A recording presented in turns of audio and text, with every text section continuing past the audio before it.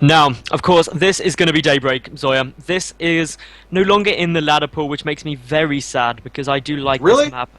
Yeah, I love this map with a passion.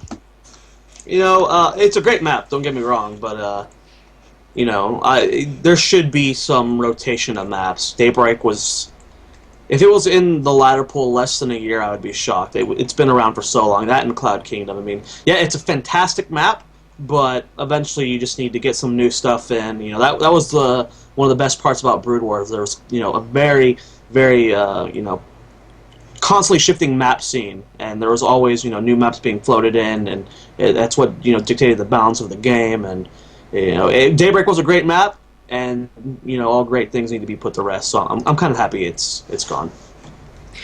I'm sure I'll adjust to it. It's the change. That's what I can't deal with. But let's introduce these two players. Spawning in the top right, we've got the green Zerg player from Mouse Sports. It's Hope. And his opponent spawning in the bottom left, the blue Terran player from Micronay Supremacy's B team, Haspe. Like you said, neither of us really know much about Haspe. I'm hoping he does well. He's a High Masters player.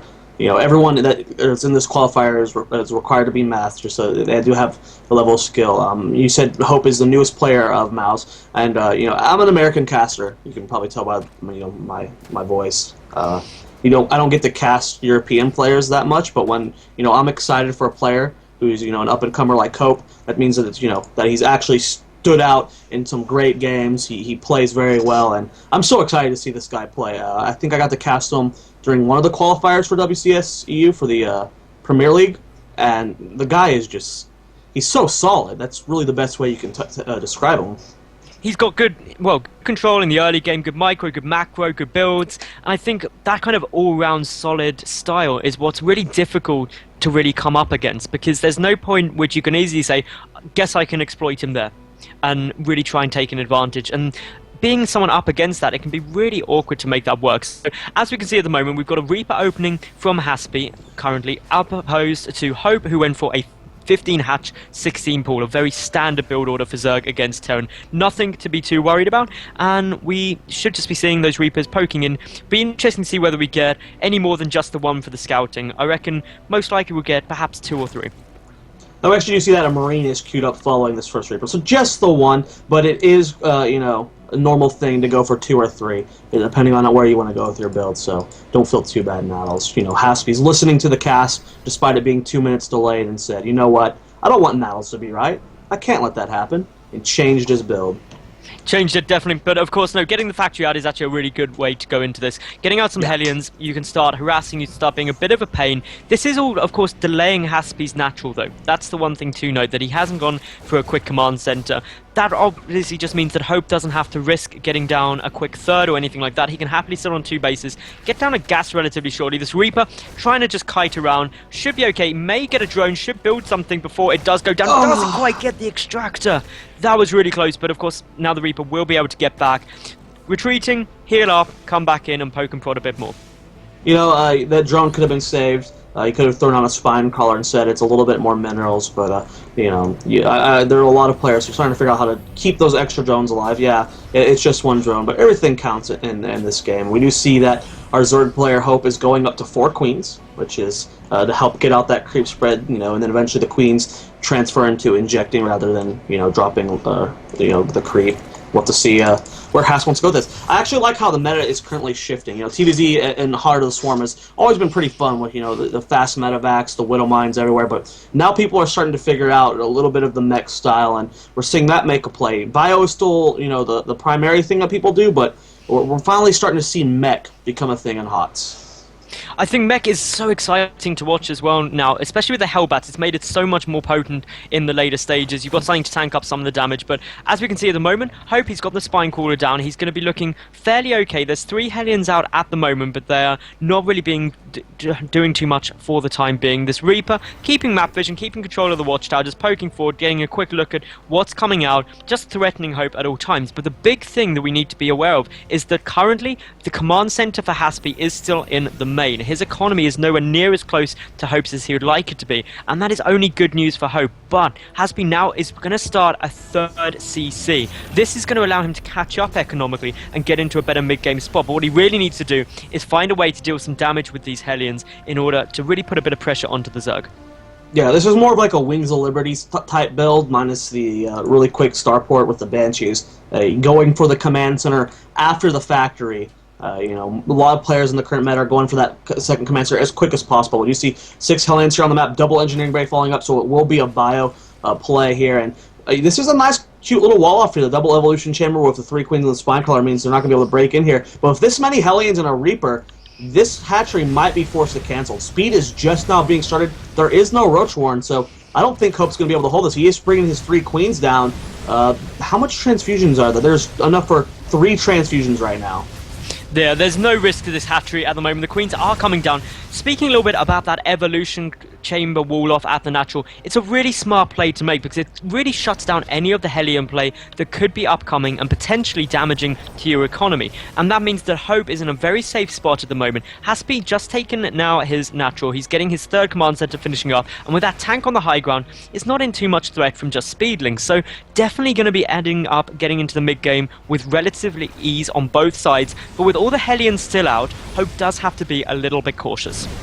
Yeah, I was a little bit nervous for him sending down the queens to the 3rd base, because when they're that far off of creep, all the Hellions and Reaper have to do is do a swing by, run into the main base, and get a lot of drone kills. But luckily for Hope, Hasp didn't do that. Overlord flying into the main base, Marine already beating on it, is going to see the additional barracks, is going to see that it will be bio. Does not get in vision of the double evolution chamber, but seeing this many barracks being built is definitely the only tell he needs. Yeah, he knows it's going to be bio. That's obviously the important thing to work out, because your strategy against bio or mech will be very different. Immediately, Hope throws down the Baneling Nest. His lair is 3/4 done, so he should be going for Ling Bling Muta most likely. It's a good strategy. It used to be really in the Wings of Liberty metagame back about over a year or so ago. Phased out as Infestors became so prominent, but now in Heart of the Swarm, getting so much more effective. And the big advantage of getting some Mutalisks down, if that is what Hope is doing, is that ultimately you can harass, but also prevent drops so effectively, because Boost does temporarily give Medivacs a higher move speed than Mutalisks, but you can easily chase them down once the cooldown's activated and really snipe them off. And that's something that, if your opponent is going for infantry, you want to shut down. Queens ended up sniping 2 of the Hellions, and the Leagues came in and were able to clear up everything else. Looks like all the Hellions will be picked off, and a nice job there from Hope. I like that you bring up the Muta play in Wings of Liberty. The only people only player that actually kept going Muta play for the entirety of Wings of Liberty was Don Ray Gideon, and that's just because he was, before life, the only Zerg playing at like a 5:50 APM that could control that well. But there is a sort of transition going into Infestor play. People are starting to realize that you can hold off the bio if you just throw down spines and spores at your main, your 3rd and 4th. But Muta play is definitely the dominant style still, and that's what we're seeing here. We are seeing that the first drop is coming in for Haspe at the moment towards the 4th base of Hope, who's doing a great job of expanding. He's already up at 84 drones, so really in a good economical position. We've got Hellbats coming out, the 2-2 upgrades on both sides, incredibly equal. But with this drop coming down to the 4th, a couple of drones will likely go down. Hope just may be forced to cancel, but with so many units out on the field, I don't think that he's going to have too much problems if he gets all of these Lings in at once. And there's no stim. Our Zerg player has no way to know that. You can't see that they have stim unless he uses it. But there is no stim here, so the effectiveness of these Marines are limited to just that slow attack, which is still good enough to pick up a couple drones here. Ling's coming down. A few spores in a couple key position will help shut this down, but this drop shouldn't do too much damage. First 11 meters on the way. Sim's just about to finish as well. Oh, this is such a quick 2-2 from our Terran player. He's ahead of the Zerg, and his 3-3 will be able to start much quicker because he already has the tech he needs to start 3-3, where there's no infestation pit for Hope and no hive on the way anytime soon. And with no hive, you're just going to be really relying on those Mutalisks. We see 15 are coming out though currently, and this is actually quite a big thing. There's only 3 missile turrets down. The drop in the main base getting cleaned up nicely. The medevac will go down, and with those Mutalisks revealed, I don't expect to see Haspe going for much more drop play. It's just near impossible to make it work well when there's so many Mutalisks on the field. But with the missile turrets in position around the main, you shouldn't be too worried about any kind of harassment. But where's these Mutalisks numbers getting so high, they can just start being really aggressive. There's a different, The style from Haspe is interesting. He's not mixing in any Widow Mines at all. He's just going pure Hellbat Bio, which is cool for timing pushes and stuff, but with Hope already maxed out, with already having a really powerful economy, I don't know if the Widow Mine or the Bio Hellbat push is going to work. Milo's going to fly up, and there's Siege Tank. It's so done. Gets killed off. Going to fly into the main base. Tech Lab is pretty exposed right now. He can deny this combat shield. A stim comes down on the Marines. The one turret not able to say that. So much being delayed here from Haspe with these Milos. Beautiful control. This is where having the turrets in position, having a few Widow Mines in position can really slow this down. And wow, look how many Lings and Banelings are outside of the main base, or the natural base for Haspe. Well, Hope, he's maxed out. That is a great spot for him to be in. He knocked out the only tank that was on the field. That just means those Zerglings and Banelings are going to be oh so much more efficient.